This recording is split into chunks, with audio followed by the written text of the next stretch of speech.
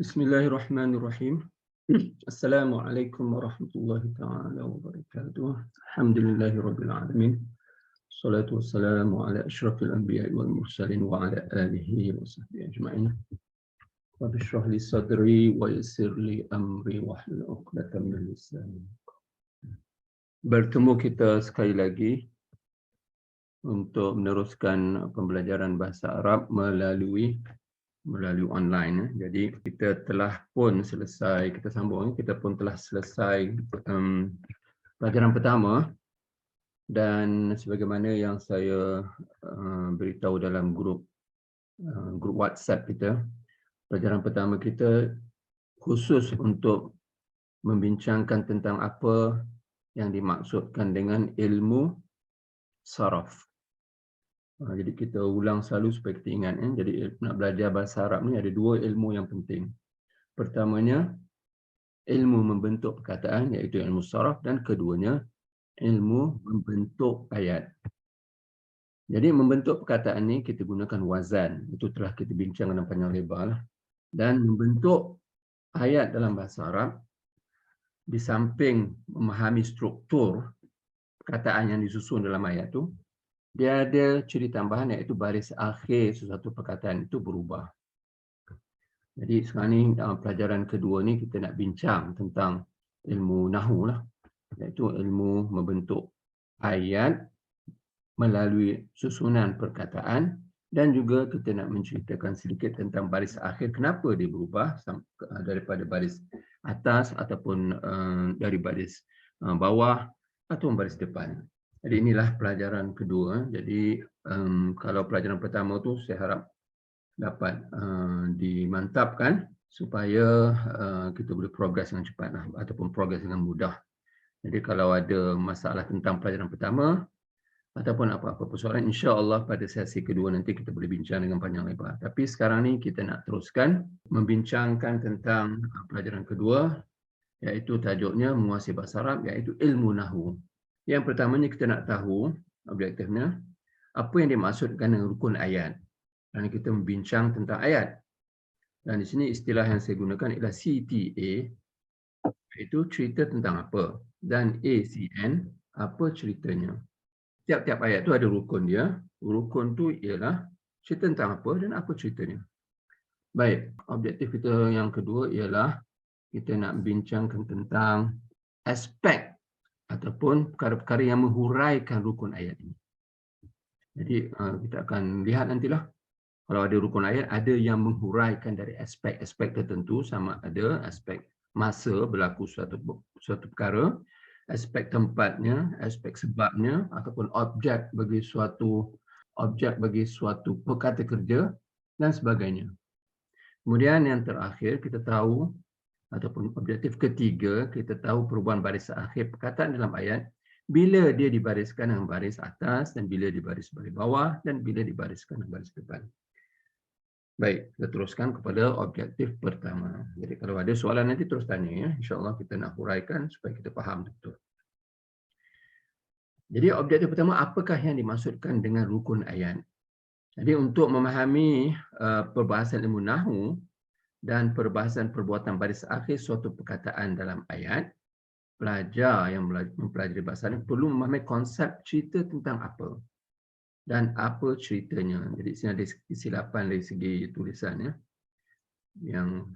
Yang CTA itu ubahlah kepada ACN.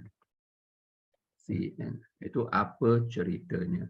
Jadi dalam ayat mesti ada cerita tentang suatu dan mesti ada sesuatu yang menceritakan tentang dia. Itulah ada dua benda ni rukun ayat. Jadi perbahasan yang berikutlah seperti berikutnya. Setiap ayat mesti mempunyai dua rukun. Dan kalau istilah kita kata subjek predikat ataupun benda dan cerita. Itu dalam tata bahasa Melayu lama dulu yang saya belajar tu benda cerita dia kata, dia tak ada subjek predikat. Saya tak tahulah pelajar sekarang dia faham tak apa makna subjek predikat tu. Tapi yang zaman saya dulu senang je, benda cerita. Bendanya apa, ceritanya apa, senang cerita nak faham. Baik, jadi kena ada dua rukun dia, kena ada benda dia, kena cerita dia. Dan saya gunakan istilah sini, cerita tentang apa dan apa cerita dia. Jadi ayat mesti mempunyai sesuatu yang hendak kita ceritakan tentangnya dan sesuatu yang menceritakan tentang itu. Itu memang rukun ayat. Tak ada benda ni bukan ayat. Kerana dalam bahasa Arab ini penting. Kerana benda ni akan mempengaruhi baris akhir satu perkataan tu. Kita kena tahu cerita tentang apa. Dah tahu cerita tentang sesuatu tu, apa cerita dia. Dan dua benda ni lah baris akhir ni akan dibariskan dengan baris depan. Baris atas tu ada perbahasan lain. Baris bawah pun ada perbahasan lain. Jadi itu yang penting tu kalau orang nak baca teks Arab, pada peringkat awal ni dia memang dalam kepala dia akan fikir, ni cerita pasal apa ni? Kemudian apa cerita dia? Memang sentiasa dilatih pemikiran begitu. Kalau bahasa Melayu kita tak payah fikir dah tu, kerana kita dah faham maknanya dan kita tak ada baris akhir. Jadi bahasa Arab dia lain sikit kerana kadang-kadang struktur susunan tu lain daripada bahasa Melayu. Jadi tanpa kedua-dua unsur ini, ayat akan tergantung dan tidak beri makna walaupun dipanjang. Walaupun 10-20 perkataan, tapi masih tak faham lagi. Kerana ayat itu tergantung, tak ada dia punya rukun dia. Dan yang nombor 4 itu perbahasan dia adalah perkataan dalam ayat selain daripada dua rukun ayat ini merupakan huraian. Jadi dalam ayat, satu ayat kemungkinan dia ada 5 perkataan ataupun 6-7 perkataan. Setelah kita kenal pasti kedua-dua rukun ni, yang lain tu apa fungsi dia? Dia huraikan saja. Jadi dia huraikan rukun ini sama ada dari aspek masa atau aspek tempat atau sebab berlaku suatu ataupun keadaan dia dan lain-lain lagi. Jadi di sini adalah dia punya perbahasan. Jadi benda ini penting. Kerana apa? Kerana kita kena kaitkan bahawa bahasa Arab ni ada baris akhirnya. Dan bahasa Arab dia punya pembelajarannya sebenarnya ialah kita mampu membaca teks yang ditulis dalam bahasa Arab tu, teks tu tanpa baris. Jadi kalau kita masuk dalam yang pertama tadi, rukun yang pertama tentang ilmu saraf, kita boleh membaca suatu teks yang tak berbaris, kita boleh sebut baris dia kecuali baris akhir. Itu ialah kerja ilmu pembentukan perkataan. Tapi apabila kita masuk dalam ilmu nahwu ni, dia hanya mengkaji ataupun dia menceritakan ataupun dia memandu kita bagaimana nak membariskan satu perkataan itu baris akhir ni bagaimana. Jadi itu yang penting ni. Jadi sekarang kita dah selesai dah ataupun dah nampak dah konsep untuk perkataan dalam bahasa Arab melalui wazan tu. Tapi wazan tak ada kena-mengena dengan baris akhir. Itu pasal saya sebelum ni saya kata ataupun saya sebut faal. Faal saja tidak menyebut fa'ala. Jadi itu kerana baris akhir nanti ataupun baris yang disebut yang akhir suatu perkataan itu nanti apabila dalam ayat nanti baru disebut bagaimana. Jadi sekarang ni kita yang nota yang nombor 4 ni ialah selain daripada rukun tu kita tahu huraian bagi kedua rukun itu. Dan ada perbahasan sebagai contoh perbahasannya beginilah. Kalau ayat Muhammad seorang pelajar, cerita tentang apa ni? Cerita tentang Muhammad. Apa ceritanya? Seorang pelajar. Adakah dihurai suatu? Tidak. Iaitu subjek predikat. Muhammad ialah seorang pelajar. Seterusnya, Muhammad sedang duduk. Okey, cerita tentang apa? Muhammad lagi. Apa ceritanya? Sedang duduk. Kemudian Muhammad gembira. Cerita tentang apa? Muhammad. Dan apa ceritanya? Gembira. Jadi kalau dijadikan bahasa Arab nanti, kita akan sebut Muhammadun. Seorang pelajarun. Itu ayat pertama. Kalau takdirkan ini ialah ayat bahasa Arab, kita akan sebut Muhammadun sedang dudukun. Kenapa baris depan? Kerana dia menceritakan tentang Muhammad. Kenapa tak kata dudukan? Kenapa tak kata dudukin? Kerana dia menceritakan tentang sesuatu, dia baris akhir ini kena baris depan. Okey. Ayat seterusnya, Muhammadun, cerita tentang Muhammad, kena baris depan. Tak boleh sebut Muhammadan, tak boleh sebut Muhammadin. Gembiraun. Macam itulah kalau nak jadikan bahasa Arab ni. Kita dapat idea. Jadi, kadang-kadang boleh gembiraan, kadang-kadang boleh gembirain. Itu tengok ayat nanti. Ini sebagai contoh dia. Jadi nak beri gambaran supaya kita tahu apa kita nak belajar ni, apa dia. Iaitu bahagian kedua ni ataupun ilmu yang kedua ni, ilmu nahwu, iaitu membentuk ayat dengan menggunakan perkataan dan baris akhir setiap perkataan tu nak bariskan bagaimana. Dan kita dah sebut sebelum ni setengah perkataan baris akhir ni tak akan berubah. Jadi itu tak ada masalah. Itu sebutlah macam mana yang terdapat dalam kamus. Jadi baris akhir tak berubah, kita pun tak payahlah sebut nak cari hadza sajalah, jangan kata hadza, hadzu, hadhi ke ataupun dan sebagainya. Baik. Contoh lain. Di sini dalam nota ni ada yang saya merahkan ni, kalau nampak dalam dalam paparan itu sebenarnya tertambahlah ya. Masa menulis ni saya copy paste ya. Ada yang tertinggal ya, sepatutnya saya padamkan semalam ni ya, dalam contoh ni lah. Tapi tak apalah, kita boleh padam sendiri dan kita lihat yang hitam saja, bukan yang merah ni. Baik, seterusnya Muhammad sedang membaca buku. Jadi cerita tentang apa? Muhammad, apa cerita dia? Sedang membaca. Itu sebenarnya. Jadi bukannya kadang-kadang kalau ditanya pelajar, cerita pasal apa ni? Dia kata Muhammad sedang baca buku. Jadi masuk soalan diulang balik. Itu bukan sebenarnya kalau kita nak mengkaji ilmu nahwu. Kena spesifik, kena tertentu, tertentu satu perkataan. Cerita pasal apa dalam ayat ni? Muhammad sedang membaca buku. Cerita pasal Muhammad. Okey, apa ceritanya? Sedang membaca. Huraian dia. Baca apa dia? Buku. Ini yang dikatakan huraian. Tapi yang asas tu ialah Muhammad sedang membaca. Baik, ayat seterusnya. Muhammad pergi ke sekolah semalam. Cerita pasal apa? Muhammad. Apa cerita dia? Pergi. Ini yang penting ya. Dalam bahasa Arab, kita penting kita nak faham ni. Supaya bila kita baca ni, kita latih, kita akan mencari cerita tentang apa? Muhammad. Apa cerita dia? Pergi. Ada huraian? Ya. Pergi ke mana? Tempatnya? Ke sekolah. Ada huraian lain? Ya. Bila berlaku ni? Semalam. Dan perkataan huraian ni, kita akan bincang nanti, baris akhirnya akan baris atas. Jadi kalau yang pertama kita kata Muhammadun sedang membaca bukuan. Itu dia punya apa ni? Kemahiran yang perlu ada pada pelajar. Dia kena faham kalau objek ataupun kalau subjek, kalau predikat baris akhir nak sebut macam mana. Jadi inilah dia apa ni yang dikatakan kajian ilmu nahwu. Baik, kita teruskan lagi. Ayat seterusnya, Muhammad pergi ke sekolah semalam dengan basikal. Okey, cerita pasal apa? Muhammad, apa ceritanya? Pergi. Huraian dia, pergi ke mana? Tempat dia pergi, ke sekolah. Bila masa dia berlaku perbuatan tu? Semalam. Cara dia pergi dengan basikal. Ini huraian cara. Rukunnya ialah Muhammad pergi. Okey. Dan seterusnya, kita buang semalam yang saya merahkan ni ya. Di ayatnya bermula, Muhammad pergi ke sekolah semalam dengan basikal sambil tersenyum. Okey, cerita tentang apa? Muhammad. Apa cerita dia? Pergi. Kemana dia pergi? Huraiannya. Ke sekolah. Bila dia pergi? Huraian lagi. Semalam. Cara dia pergi bagaimana? Dengan basikal. Dan keadaan dia pergi itu bagaimana? Menangis ke? Melompat-lompat ke? Tidak, sambil tersenyum. Jadi sambil tersenyum ini menghuraikan keadaan Muhammad apabila berlaku perbuatan pergi.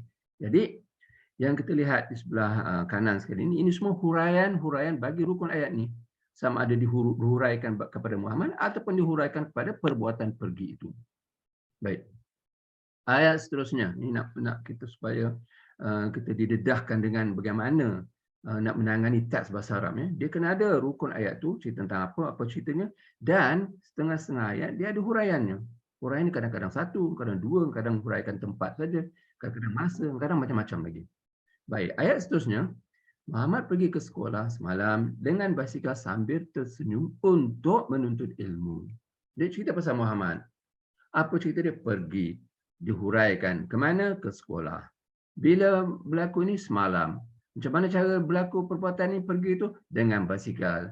Macam mana keadaan Muhammad? Sambil tersenyum. Kenapa dia pergi? Untuk menuntut ilmu. Ini huraian-huraian. Dan kita akan simpulkan nanti apakah dia kebiasaan huraian-huraian bagi rukun ayat ini. Baik, ayat yang seterusnya. Ayat yang terakhir sebagai contoh.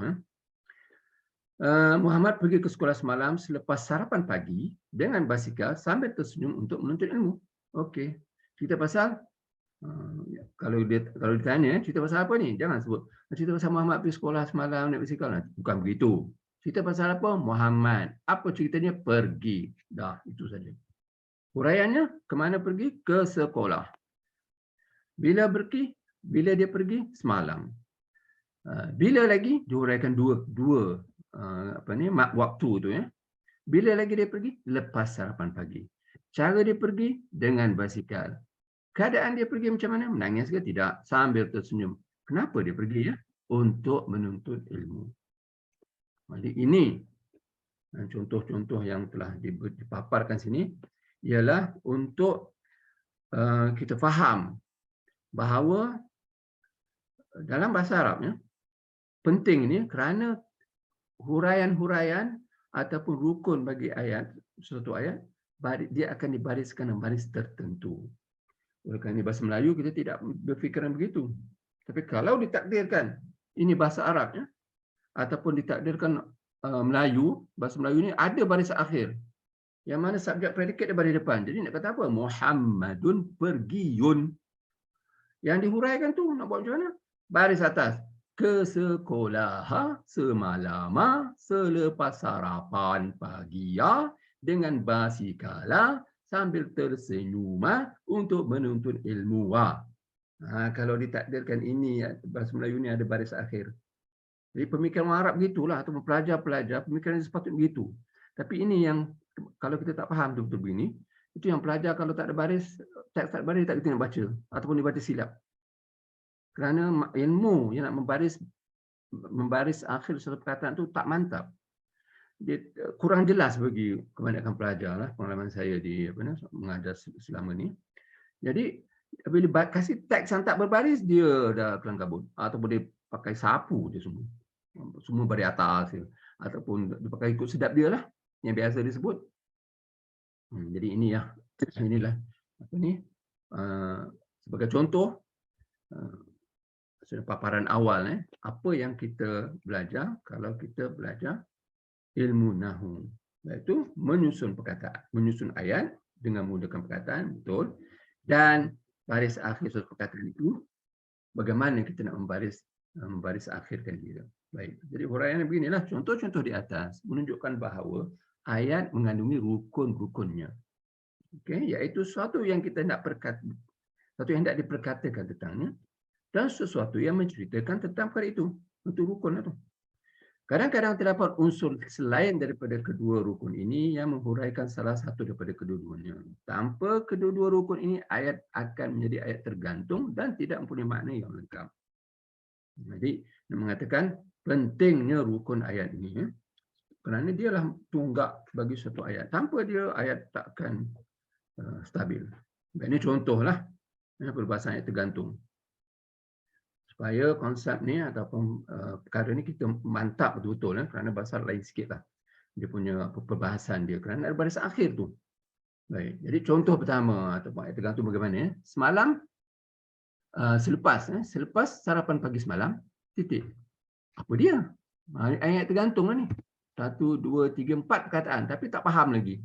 Kerana dia tak ada nak cerita pasal apa, tak ada. Apa cerita dia pun tak ada. Okay, jadi itu dia punya huraian Contoh kedua, selepas sarapan pagi semalam, pergi ke sekolah dengan basikal sambil tersenyum untuk menuntut ilmu. Masih lagi tak faham siapa yang pergi ni. Mana dia punya subjek predikatnya. Jadi ayat ini pun tergantung walaupun terdiri daripada banyak perkataan. Baik. Contoh lagi, nombor 3. Selepas sarapan pagi semalam, Muhammad dengan basikal sambil tersenyum untuk menuntut ilmu. Pun tergantung, tak faham juga. Kita masih menunggu-nunggu apa benda nak cerita ni. Kerana tak ada dia punya predikat dia. Sepatutnya Muhammad pergilah. Ataupun Muhammad apa sajalah yang sesuai. Jadi ayat nombor 3 ni pun tergantung.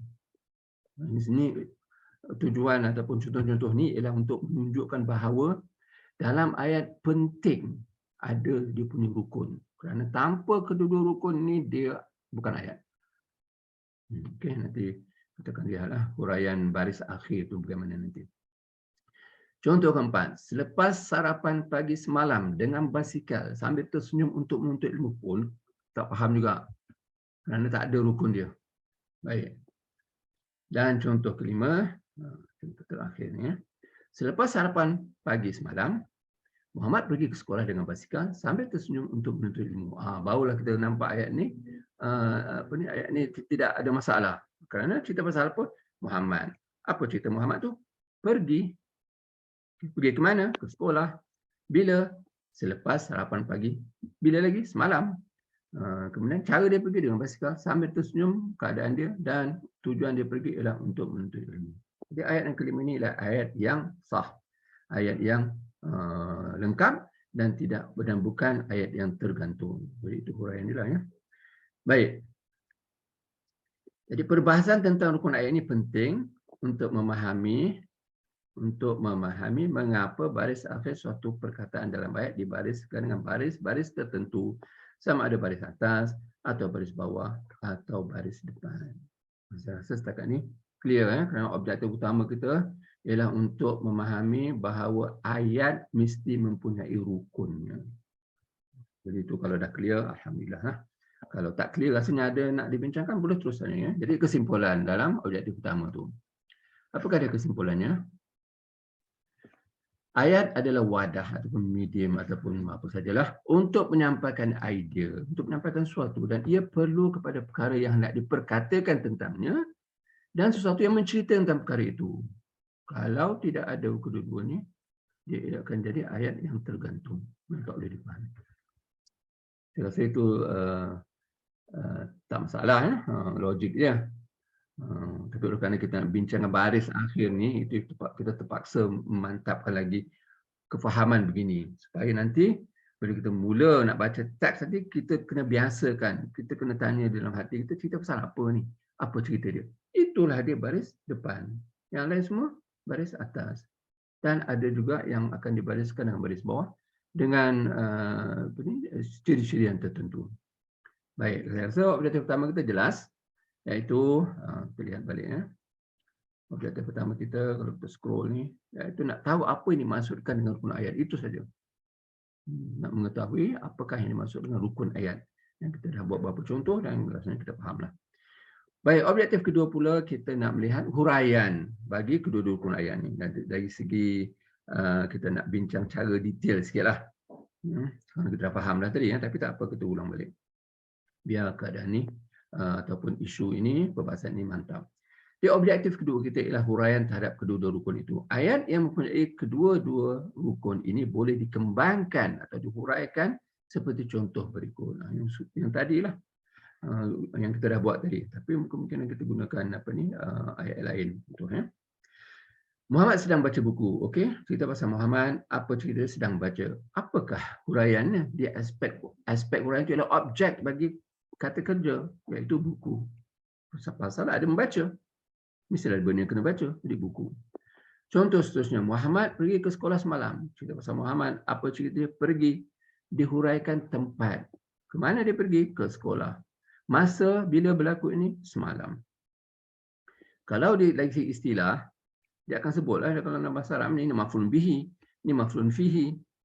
Ini hal dia kata. Tapi saya tidak ingin menggunakan istilah lagi ya, kerana kita nak faham sesuatu itu biar kita faham betul-betul istilah itu nombor dua. Kalau ada masa ke ataupun kalau kita dah selesa, kita boleh hafal istilah itu. Baik. Seterusnya, Muhammad pergi ke sekolah semalam dengan basikal. Cerita pasal Muhammad, cerita dia pergi, tempatnya ke sekolah, masanya semalam, cara dia pergi dengan basikal. Jadi kalau cara bahasa Arab disebut hal. Baik, seterusnya semalam Muhammad pergi ke sekolah dengan basikal sambil tersenyum. Di sini struktur pasal itu boleh dikedepan ke belakangkan, macam dalam bahasa Melayu juga. Dia cerita pasal apa? Bukan cerita pasal semalam, walaupun dia ditulis awal. Cerita masih lagi pasal Muhammad. Apa cerita dia? Pergi. Kemudian dihuraikan. Masa semalam, kemana pergi? Tempat, ke sekolah. Cara dia pergi dengan basikal. Keadaan dia pergi bagaimana? Tersenyum. Okey. Ayat seterusnya. Muhammad pergi ke sekolah dengan basikal. Semalam Muhammad pergi ke sekolah dengan basikal sambil tersenyum untuk menuntut ilmu. Kita masih lagi pasal Muhammad. Apa cerita dia pergi? Dihuraikan dengan masa semalam. Tempatnya, ke mana dia pergi? Ke sekolah. Cara dia pergi? Dengan basikal. Keadaan sambil tersenyum sebab dia pergi untuk menuntut ilmu. Habis waktu saya soal lagi ayat. Baik, ayat yang terakhir. Ayat ini ialah selepas sarapan semalam, Muhammad pergi ke sekolah dengan basikal sambil tersenyum untuk menuntut ilmu. Masih lagi cerita pasal Muhammad, apa cerita dia pergi. Dan dihuraikan dengan masa bila? Selepas sarapan pagi. Dihuraikan juga dalam masa ni. Jadi ini dua benda yang beza. selepas sarapan pagi, okey, kemungkinan minggu lepas. Tapi di sini dihuraikan dengan masa juga, iaitu semalam. Tempat ke sekolah, cara dengan basikal, boleh kata dengan bas, dengan van, dengan kereta dan sebagainya. Keadaannya sambil tersenyum, sambil menangis ke, sambil tergelak ke, boleh saja, tak ada masalah. Kenapa ke sekolah? Kerana ada koko ke, tapi di sini untuk menuntut ilmu. Jadi ini dihuraikan dengan masa, tempat, cara perbuatan itu berlaku, macam mana cara keadaan orang melakukan perbuatan itu dan sebab berlaku suatu perbuatan. Jadi ini sebagai kesimpulan, iaitu kita dapati sekarang bahawa rukun ayat itu dihuraikan dengan aspek-aspek tertentu. Yang paling biasa ni lah. Dan ada lagi detail-detailnya, itu kita rasa kita tunggulah. InsyaAllah tiba masa ni kita boleh huraikan. Tapi biar kita faham dulu bahawa ayat mesti ada dua rukun. Cerita tentang apa ceritanya, itu kedua rukun, dan ada aspek huraiannya sama ada masa, tempat, cara, keadaan, sebab dan sebagainya. Baik. Habis itu objektif kita yang kedua telah selesai. InsyaAllah kita boleh selesaikan objektif ketiga ni kerana kita ada 10 minit lagi insyaAllah. Objektif ketiga, bila baris ada satu perkataan dibariskan paling atas, bawah atau depan. Inilah kemuncak pembelajaran ilmu nahwu ni. Kalau baca Quran, memanglah kadang-kadang baris atas. Kenapa dia baris atas? Kadang-kadang baris bawah. Kenapa baris bawah? Kadang baris depan. Jadi itulah dia. Tapi oleh kerana kita dah biasa dengan teks yang dibariskan, kita tak terfikir begitu. Cuba kita buang baris tu nak baca macam mana. Kena kabut sikit. Kecuali kena berilmu, barulah boleh baca. Dan bukan itu saja, kalau Mushaf Uthmani dulu, dia tak ada baris, satu cerita. Tak ada titik. Titik perkataan bata pun tak ada titik tu lagi lah. Kalau kita diberi Mushaf Uthmani sekarang ni, memanglah tak boleh baca.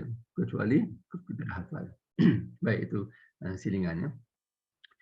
Ilmu nahwu ialah ilmu yang membahaskan perubahan barisan satu perkataan dalam ayat. Antara tiga baris ini, baris atas, baris bawah dan baris depan. Baris depan boleh dianggap sebagai baris yang paling penting. Oleh itu, baris depan dikhususkan kepada rukun ayat. Kerana rukun ayat adalah aspek yang paling penting dalam ayat. Tanpa rukun ayat ni, ayat takkan wujud, dia akan tergantung. Perkataan dan ungkapan yang berfungsi untuk menghuraikan rukun ayat ni, baris akhirnya dibariskan sama dengan baris atas atau baris bawah. Dan sekali-kali tidak akan dibariskan baris depan. Jadi inilah yang kita nak faham ni. Kita nak huraikan atau nak huraikan rukun ayat ni kerana inilah sebenarnya. Dan kebetulan, saya nak cakap kebetulan. Kebetulan kalau bahasa Melayu, antara atas, bawah, depan, mana yang paling penting? Kebetulan ni, kerana perbahasan dalam ilmu nahwu kalau orang Arab ni tak ada disebut ni. Kebetulan dalam bahasa Melayu yang paling penting baris depan. Kenapa? Kerana VIP duduk depan. Jadi itu yang kita ni secara kebetulan je.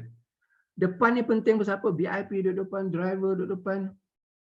Jadi kalau tak ada VIP, majlis takkan bermula. Tergantung majlis tu. Jadi depan tu ada signifikan dia. Kita sebut baris depan, orang Arab tak sebut baris depan. Dia sebut dhammah. Dia sebut dhammah, fathah, kasrah. Jadi kita oleh kerana Melayu ni, dia sebut baris depan, baris atas, baris bawah. Dan kita boleh kait dengan depan tu penting. Jadi oleh kerana depan tu penting, VIP nak kasih kat siapa dalam ayat ni? Kasihlah kepada yang paling penting dalam ayat. Siapa yang paling penting? Itu dia rukun ayat. Kerana tanpa rukun ayat ni, ayat akan tergantung. Jadi kita beri pada rukun ni, yang penting ni, dalam ayat ni, baris yang paling penting, iaitu baris depan. Yang lain tu tak penting. Dia sebagai apa? Tukang sapu ke, tukang susun kerusi ke, tukang mendengar ke, tukang tepuk ke, tak kisahlah. Jadi kasih dia baris atas. Dan ada situasi tertentu, selepas perkataan-perkataan tertentu, baris akhirnya akan diberi ke bawah. Itu kita akan bincang kemudian. Jadi yang paling penting itu ialah rukun ayat. Oleh itu kita berilah rukun ayat ini baris akhirnya baris depan. Yang lain akan baris atas atau baris bawah. Jadi itulah rasionalnya. Okey. Dan kalau kita lihat jadual ni dicuba dirumuskan.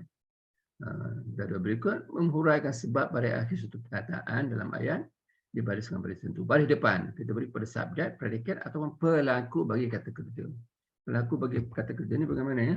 Itu kalau ada kata kerja pergi, katakan yang melakukan perbuatan tu dialah yang penting.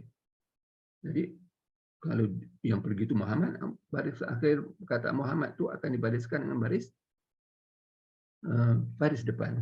Kerana struktur bahasa Arab dia lain sikit. Saya akan buat satu contoh lah. Tapi kita habiskan ini dulu. Dan baris atas dia akan diberi kepada objek kata kerja. Kita tahu objek kata kerja tadi, kalau baca kena ada benda yang dibaca tu, kalau makan ada benda yang dimakan. Tempat berlaku, di mana berlaku itu? Belakang rumah ke, depan rumah ke, di masjid dan sebagainya. Masa berlaku bila selepas maghrib ke, sebelum maghrib ke, ataupun apa sajalah. Keadaan satu ketika berlaku, dalam keadaan dia gembira ke, dia berduka cita ke, dia tersenyum dan sebagainya. Dan sebab dia berlaku, kerana hendak mencari rezeki, nak menuntut ilmu dan sebagainya. Jadi ini diberi kepada baris atas satu perkataan, baris akhir yang dibariskan baris atas, ini di antaranya yang paling biasa. Objek, tempat berlaku, masa berlaku, keadaan dan sebab.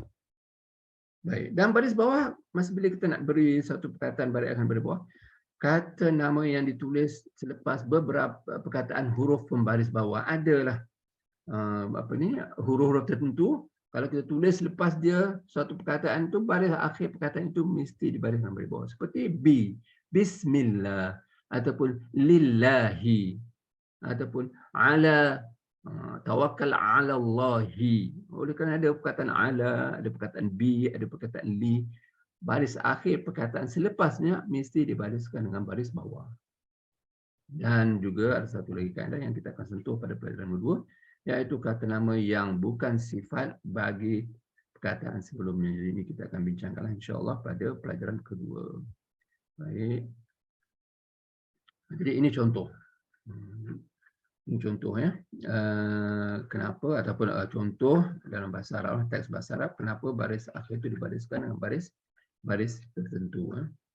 Baik, sebelum tu saya nak tunjuk sedikit struktur bahasa Arab.